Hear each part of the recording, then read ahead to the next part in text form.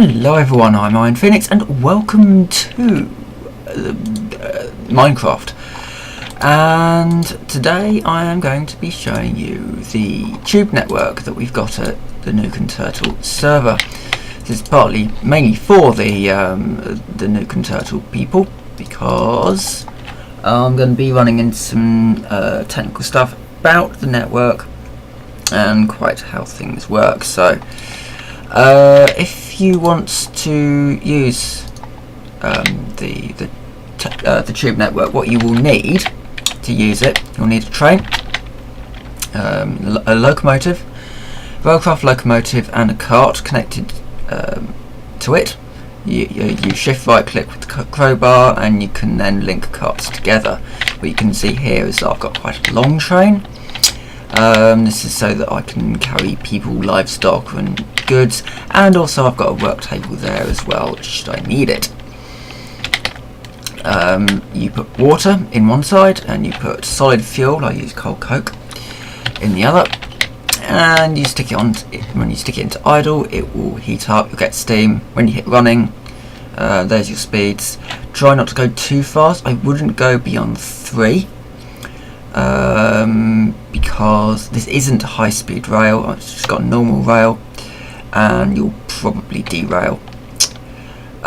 This section here is for your railway ticket, so I've got it set up to the taint. I'm going to set it up to go to the town. So these are pre-made areas that I've sort of coded up, as it were. So let's get this into running, and so we go. Keep to the left hand side. Okay. Right. Yes, so keep to the left. This is because a lot of the systems that I've put in place do depend on you being on the right side of the track. So if you're not on the left hand side of the track, the systems won't work properly. So you can put whatever you like in that railway ticket, you're not going to go anywhere. Also, this is to stop collisions, because this way you can have multiple trains on a track and there's no real worry about what's in front of you, which direction things are coming in. Now, all in all, I have laid over 200 kilometers, 2 kilometers of track, mainly using the tunnel bore, and the system's put in place. So now that we're on open track, this is just the main line. I'm going to bring it up to 3, so we're going to be going a little bit faster while I talk to you. Along here there will be signal blocks that we just single signal blocks, and if they work properly, because I had a little bit of trouble with it last map,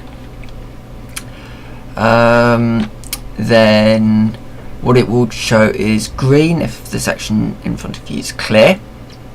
I think it's the 2 sections in front of you clear. Orange if it's clear but sort of go slow because there's something in the next section. And red if there's something in that section that you're in, or the section that you're sort of about to go into. I think that's the way it works.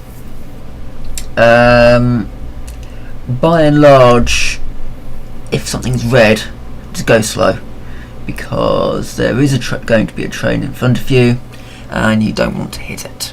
If it's stationary, again, that red signal will show you that there's a train to watch out for, so just take it slow, take it down to 1 until you get to the next area, and then you can see by the signals if the train's sped up or whatever. If you even get there, it might very well be that somebody's left a train on the track, so that's why I'm going to be putting up signals, so that we don't have any collisions and thus derailments and thus having to repair the track because people are being a bit stupid. The dual lines, to say this now, they're not for sticking trains on the track and then going in the same way as drag racing, because if you want to do that, set up your own track, because for all you know, a train might be coming in the other direction carrying livestock or liquids. You know, this was designed as a method of transporting things around as well as people, so yeah, just be aware that other trains might be on the track coming straight at you. So yeah, again, use the correct side. If there is, as I said in the past, if there is a continual problem with people using the wrong side of the track, it'd be very obvious that you are on the wrong side when I get the signals up, because you'll be going against the signal. And there will also be turning points, sort of either manual or automatic turning points that you can use to turn around to make sure you're going in the right direction. Yeah, so if there is a real problem with people continually using the wrong side of the track, then I will put in measures to prevent it. And by prevent it, I mean get the train that's going the wrong way off the track, off the main line, and depending on how serious the issue is, it may start off as just being rerouting your train off the track, to rerouting the train, decoupling the tracks, making sure that the cart that the player is in goes somewhere completely different, and confiscate the locomotive. Yeah, I've got no problem doing that if it does become a real problem. So now we have just passed spawn, and we are coming up on the town. Now in here I've told the train that it's going to the destination of the town, and we are coming up on there's sort of a spur that comes off, so very much like how we started. I went out of my own personal spur off the track and then onto the main line, and I'll show you quite how I built that spur.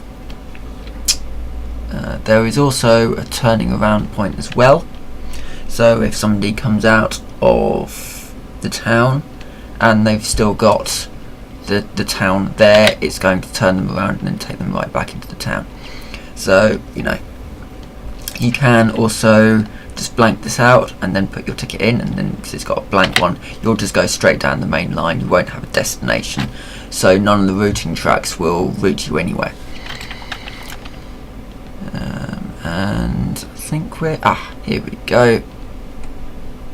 So yeah, got the town in here, and hopefully this should work. Yeah, and up we go. And right, and so now we're just going out of here. It's going to get slow, especially if you've got quite a lot of stuff that you're pulling up, a lot of carts. So keep it at a fairly decent speed so that you can get up here, because that one up there is quite a long way up. Now someone did comment that there are some derailment issues up here, so I don't know if that's because they were going way too fast or what, but there will be water supplies up here as well. So let's just slow it down and come to a halt up here. And now press shift to get out of the cart. That's changed from 1.5.2. It's a new thing in 1.6.4. Instead of right clicking, you press shift to get out. And if you put in, this isn't working yet, but if you put in the town slash, I think we'll probably have it as station, that will literally take you up to the town as normal, and then slash the station, which would be in here. So when this is working, you'll come straight into the station here. If you had, say, the train yard, you would come along here and then might come in here and all the way back here. I might put my train yard in around here. So yeah, when that's operational, I'll probably put a note up somewhere in the railway station just to say that, you know, that the various different destinations that you can have. So currently we've just got the town and the taint, but hopefully more people will be able to add stuff. If you do add a spur, as I will just show you how you build your spur now, then just either tell me if I'm on, or Reddit, or stick a note up in the train station, and I'll check that every so often, or you know, I might see a spur and then be able to change it. So your spur, so coming out of here, you need one of these. It's a junction truck, and that goes there. This will allow trains to cross over in each direction.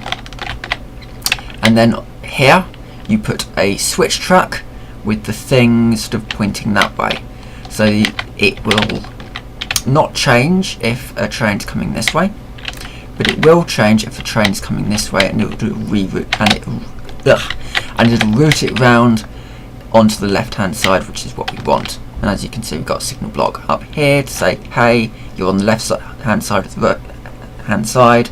That's good. And down here we've got the junction tracks, and this is what the turnaround track looks like, but we'll look at that in a second. Right, so coming this way, you want trains to either go straight on or to turn this way. So we've got a switch track here with the little thing going that way, and you can change it using just hit it with the crowbar and it will change in the direction that you need it. Here we have a routing switch motor. It is this one. It's that one there, and you use it. You build a switch motor. You combine it with a detector routing, like that, and you get your routing switch motor. You will also need a routing table to put into it. Leave it as public railway and unlocked.